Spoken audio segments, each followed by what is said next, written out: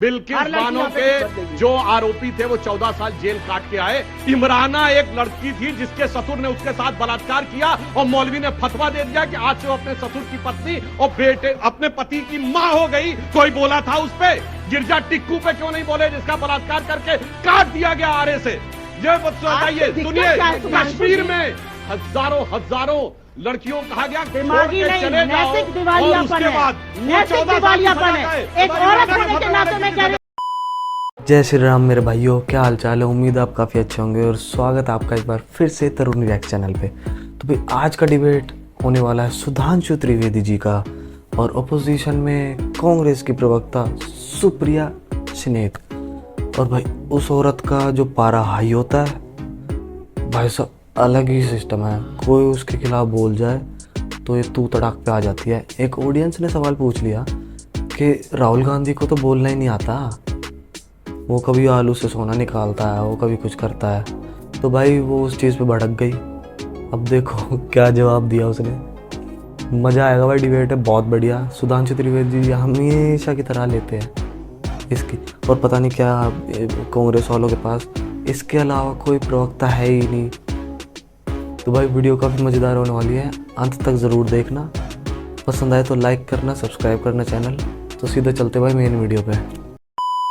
मेरा सवाल सुप्रिया मैम से है। मैम, आप बोलती हो कि राहुल गांधी को बोलने नहीं दिया जाता, तो राहुल गांधी को तो बोलने ही नहीं आता है। पूरा देश टकटकी लगा कर देख रहा है कि राहुल गांधी को बोलने कब आएगा। कभी आलू से सोना निकाल देते हैं तो कभी पूरा मोदी समाज को टारगेट करके अपना सदस्यता गंवा बैठते हैं। उनको कब बोलने आएगा? बहुत बढ़िया सवाल किया है तुमने। और जिस व्हाट्सएप यूनिवर्सिटी को पढ़ के आए उस पर भी तुम्हें ज्ञान बताते हैं। देख रहे हो, नीरव मोदी, ललित मोदी और नरेंद्र मोदी पर आक्षेप था। ना नीरव मोदी ओबीसी है, ना ललित मोदी ओबीसी है। ओबीसी महासभा ने नड्डा जी को लीगल नोटिस भेजा है।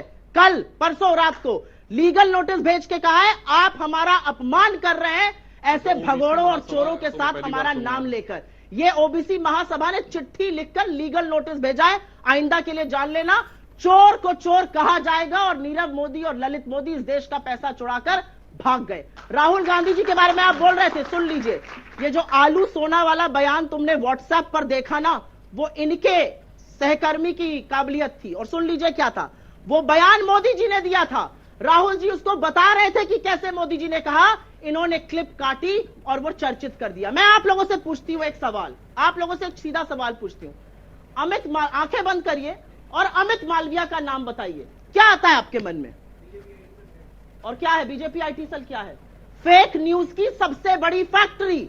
उस जगह से निकले हुए फेक न्यूज को, प्लीज बीच में मत बोलिए, उस जगह से निकले हुए फेक न्यूज को ब्रह्मा का सत्य मत मानिए, क्योंकि वहां से निकली हुई अधिकांश बातें झूठ होती हैं।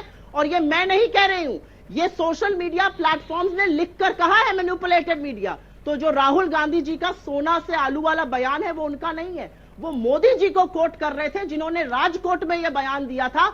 आपकी जानकारी आज से दुरुस्त हो जाए, आपको चलिए अब छोटा सा जवाब। एक बयान में कोई ये विवाद नहीं कर सकती हैं।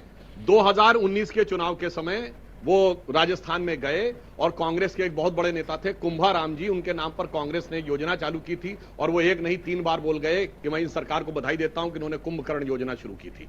अब कोई भारत के बारे में सोच सके कुंभकर्ण के नाम हो सकते हैं? हाँ, इसका तो वीडियो अवेलेबल है, आप दिखाइए, आप दिखाइएगा। अगर कुंभकर्ण योजना नहीं तथ्य आप लगाते हैं। अरे भाई तथ्य क्या हम तो कह रहे हैं? देखिए, कुंभकर्ण योजना नहीं बोला था, मैं तो तथ्य के साथ बोलिए, नहीं बोला था। मैं तथ्य के साथ नहीं बोला था, बोलिए ना। तथ्य नहीं बोलिए, नहीं बोला था, बोलिए नहीं बोला था, नहीं बोल पाएंगे आप। बदतमीजी से उतर आए तो थोड़ी बदतमीजी नहीं सर, दृष्टिता मैं भी करूंगा। कुंभकर्ण बोला था। अच्छा, विश्वेश्वरैया नहीं बोल पाए थे, ये तो सच है। अरे भैया छोड़ दीजिए विश्वेश्वरैया। अरे बेटी और अगर बचाओ नाम बोलना पड़ जाता मोक्ष गुंडम विश्वेश्वरैया तो पता नहीं क्या हो जाता।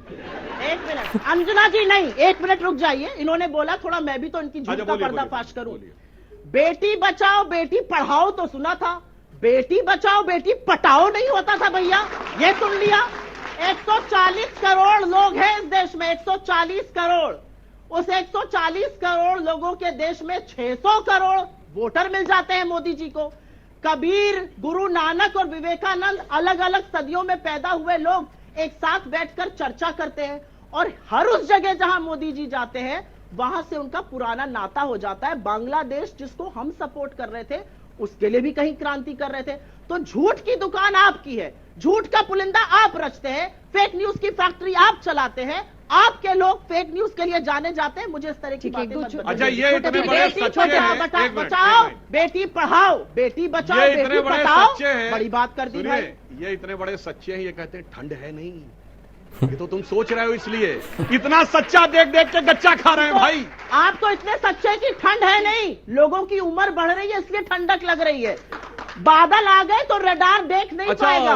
ये ऐसे ऐसे उम्र तो राहुल गांधी की 50 के ऊपर हो गई भाई, युवा है तथ्यों के मालिक है भैया। मोदी जी कहते हैं बादल आ गए तो रडार नहीं देख पाएगा। और क्या आप लोगों को ठंडक नहीं लग रही है, उम्र बढ़ रही है। आप, ये मेरे नहीं शब्द हैं, ये आपके आका के ही हैं, जस्ट फॉर योर इन्फॉर्मेशन।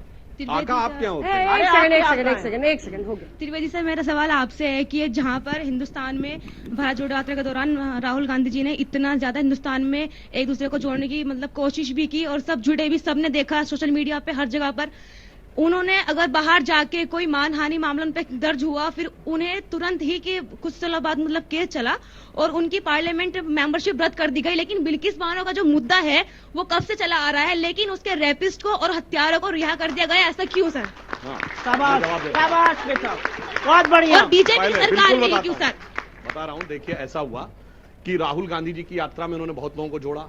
अब थोड़ा सा टाइम लग जाएगा, बोल देता हूँ। केरल में वहां से शुरू किए, दोनों उस पे स्टेप बाय स्टेप बता रहा हूं। $100 बिलियन नहीं दे पाए थे, स्टेप बाय स्टेप बता रहा हूं। बिल्किस बानो, चलिए बिल्किस बानो को पहले देता हूं। बिल्किस बानो के जो आरोपी थे वो 14 साल जेल काट के आए। इमराना एक लड़की थी जिसके ससुर ने उसके साथ बलात्कार किया और मौलवी ने फतवा दे दिया कि आज से वो अपने ससुर की पत्नी और बेटे अपने पति की मां हो गई। कोई बोला था उस पे?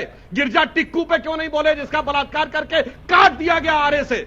ये मत सुनिए, कश्मीर में हजारों लड़कियों कहा गया दिमागी नहीं, नैतिक दिवालियापन है, नैतिक दिवालियापन है। एक औरत होने के नाते मैं कह रही हूँ, आपके नैतिक दिवालियापन पर मुझे दुख होता है। आपके नैतिक दिवालियापन पर मुझे बड़ा जलवाए जलाल से मौलवी रहा, दुख होता है। मौलवी मुफ्ती मुकर्रम चू नहीं बोल सकती है। अच्छा, जो आज बिल्किस बानो के लोग आजादी की लड़ाई लड़के आए हैं, जो उनको आप माला पहनाते हैं, क्या बात करते हैं आप?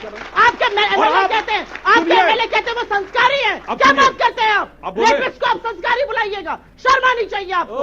एज अ पब्लिक लाइफ जिन लोगों ने कहा कि कश्मीर में हिंदुओं छोड़ के चले जाओ, अपनी बेटियों को यहाँ छोड़ जाओ, उनको प्रधानमंत्री कार्यालय में बुला के सम्मान करवाइएगा, शर्म आनी चाहिए आपको। बेटी के बाद ये बात हजारों अगर होते तो चाहिए।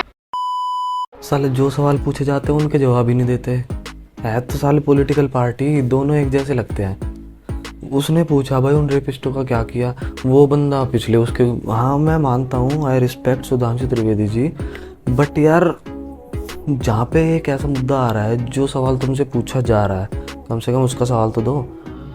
ये थोड़ी कि हाँ मैं सवाल, तुम मुझसे सवाल पूछ रहे हो लेकिन मैं सवाल का जवाब सवाल ही दूसरे बंदे से पूछे जा रहा हूँ, ये थोड़ी कोई बात हुई।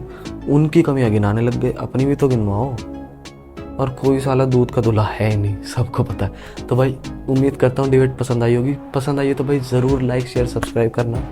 मिलते हैं अगली वीडियो में, तब तक खुश रहिए, स्वस्थ रहिए। जय श्री राम, हर हर महादेव।